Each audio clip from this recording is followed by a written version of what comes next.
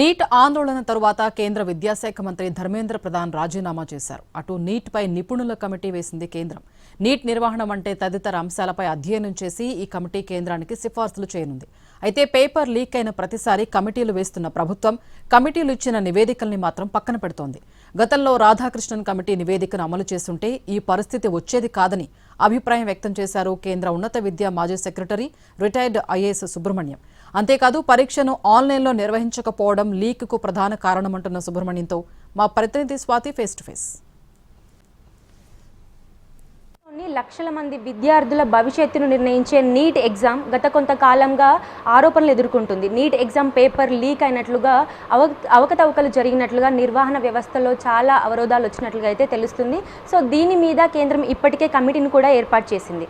అయితే అసలు ఈ పేపర్ నిర్వహణలో ఎలాంటి లోపాలు జరిగాయి, పేపర్ లీక్ అసలు ఎలా జరిగింది, ఇకపై ఇలాంటి ఇన్సిడెంట్స్ జరగకుండా ఉండాలంటే ఎలాంటి మార్పులు తీసుకురావాలి అనే విషయాలపై మనతో మాట్లాడడానికి higher education farmer secretary MVR Subrahmanyam sir ఉన్నారు. మాట్లాడదాం.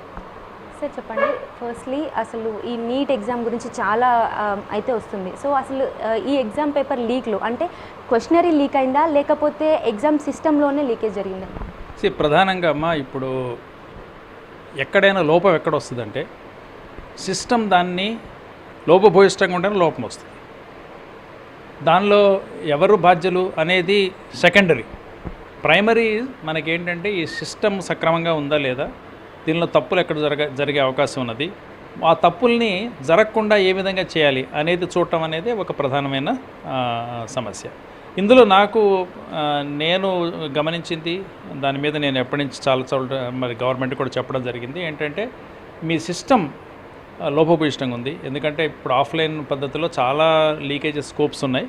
సో అవన్నీ కూడా మీరు క్లోజ్ చేసి ఒక more technology oriented more modern system తీసుకురావాల్సిన అవసరం ఉందని చెప్పి మేము చెప్పడం జరిగింది. సో ఇందులో ప్రధాన సమస్య నేను ఒక వ్యక్తుల మీదో పెట్టదలుచుకోవాలి. అది ఎలాగో ఇన్వెస్టిగేషన్లో తేలుతుంది, ఎవరు చేశారు ఏమిటనేది, వాళ్ళు జైలుకి పోతారు, అవన్నీ సెకండరీ. నాకేంటంటే ఇక పూర్వం దీని తర్వాత పూర్వం వదిలేసేయండి, ఇక ఇటువంటి ఎగ్జామ్లో తప్పులు జరగకుండా ఏ విధంగా చూడాలనేది ప్రధానమైన. అంటే ఈ లీక్ సంబంధించి చూసుకుంటే అంటే ఇది మెయిన్గా అంటే ఒక పర్సన్ త్రూ జరిగే ఛాన్స్ ఉంటుందా, లేకపోతే గ్రూప్ ఆఫ్ పీపుల్ అనుకోవచ్చా, లేకపోతే ఒక వ్యవస్థనే అయి ఉండొచ్చు అనుకోవచ్చా? ఇది పూర్తిగా వ్యవస్థ సంబంధించింది. ఇప్పుడు వ్యవస్థ ఎప్పుడైతే లోపభూయిష్టంగా ఉందో ఇండివిజువల్ అయినా చేయొచ్చు, గ్యాంగ్స్ కూడా చేస్తారు, అందరూ ఆపరేట్ చేస్తున్నారు. ఇప్పుడు ఈ పరిస్థితి ఎలా ఉందంటే ఒక ఎగ్జామ్తో కోట్ల రూపాయల విలువ చేసే ఒక సీట్ను మనం నిర్ణయిస్తున్నప్పుడు ఆర్గనైజ్డ్ గ్యాంగ్స్ డెఫినెట్గా ఆపరేట్ చేస్తాయి. సో దానికి మనం తావు ఇవ్వకూడదు అంటున్నాను నేను. మన సిస్టమ్ ఏ విధంగా ఉండాలంటే దానికి తావు ఇవ్వకని పద్ధతిలో మన సిస్టమ్ తయారు చేస్తే ఈ ఇబ్బందులు ఉండవు. సో అయితే మనకి పాస్లో చూసుకుంటే ఇట్లాంటివి చాలాసార్లు జరిగాయి. సో జరిగిన ప్రతిసారి కమిటీలను ఏర్పాటు చేయడం అయితే జరుగుతుంది. సో ఈసారి కూడా ఎన్టీఏ త్రూ అదే కమిటీ సరిపోతుందా, లేకపోతే మళ్ళీ ఎన్టీఏని రీడిజైన్ చేయాల్సిన అవసరం ఉందంటారా? ఇప్పుడు వేసిన expert committee highest level PM లెవెల్లో అపాయింట్ చేశారు కాబట్టి దీనికి చాలా వాల్యూ ఉంటుందని నేను అనుకుంటున్నా. దీని నుంచి అందులో సెలెక్ట్ చేసిన వ్యక్తులందరూ కూడా చాలా మంచి వ్యక్తులు కాబట్టి దీని నుంచి ఒక మంచి రిపోర్ట్ వస్తుందని నేను భావిస్తున్నాను. అయితే మనకి ఇప్పుడు ఇంకొకటి కూడా బాగా వినిపిస్తుంది ఏంటంటే నీట్ని అన్ని రాష్ట్రాలకి, ఏ రాష్ట్రానికి తిరిగి అప్పగించాలనే డిమాండ్ కూడా వినిపిస్తుంది. సో ఇన్ కేస్ ఏ రాష్ట్రానికి దానికి ఇస్తే దానివల్ల వచ్చే బెనిఫిట్స్ ఏమిటి, ఇంకా దానికి వచ్చే ఛాలెంజెస్ కూడా ఏమి ఉండొచ్చు అంటారు?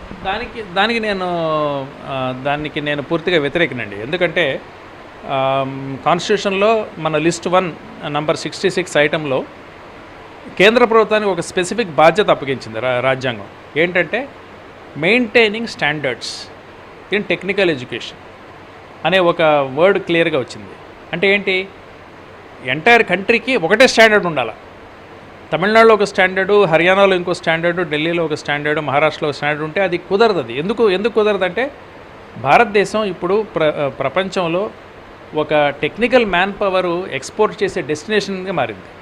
ఇప్పుడు మీరు యూకే వెళ్ళారనుకోండి, మొత్తం 2/3 డాక్టర్స్ అందరూ ఇండియన్స్. అదేవిధంగా యూఎస్లోకి వెళ్తే వేలాది మంది డాక్టర్స్ ఉన్నారు అక్కడ, ఇండియన్స్.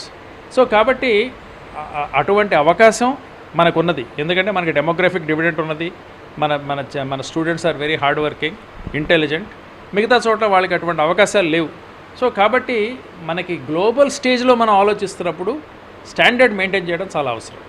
మనం ఏ రాష్ట్రానికి ఆ రాష్ట్రం ఆలోచించుకోవడం తప్పది. మనం గ్లోబల్ స్కేల్ మీద ఆలోచించినప్పుడు స్టాండర్డ్స్ మెయింటైన్ చేయాల్సిన అవసరం అయితే ఉన్నది. ఆ బాధ్యతని రాజ్యాంగం కేంద్ర ప్రభుత్వానికి అప్పగించింది. సో అయితే మనకి ఇప్పటికే అంటే డిజిటల్ యుగం నడుస్తుంది, ఏఐ వచ్చేసింది మనకి. సో వాటిని బేస్ చేసుకొని ఏఐ మానిటరింగ్ లాగా లేకపోతే బ్లాక్ చైన్ లాగా ఎందుకు గవర్నమెంట్ తీసుకురాలేకపోతుంది? అంటే లీక్ అయ్యేంత వరకు కూడా ఎందుకు తెలుసుకోలేకపోతున్నారు? అంటే ఇప్పుడు మనకి ప్రస్తుతం ఏంటంటే they are in 25-30 years back technology పద్ధతిలో నడుస్తున్నాయి. పెన్ అండ్ పేపర్, తర్వాత OMR షీట్స్, అవన్నీ 25-30 ఇయర్స్ క్రితం నుంచి నడుస్తున్న వ్యవస్థది.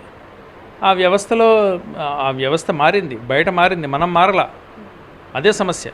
సో మనకి ఇప్పుడు ఆర్టిఫిషియల్ ఇంటెలిజెన్స్, మన బ్లాక్ చైన్ ఇవన్నీ చేయాలంటే first it has to get digital.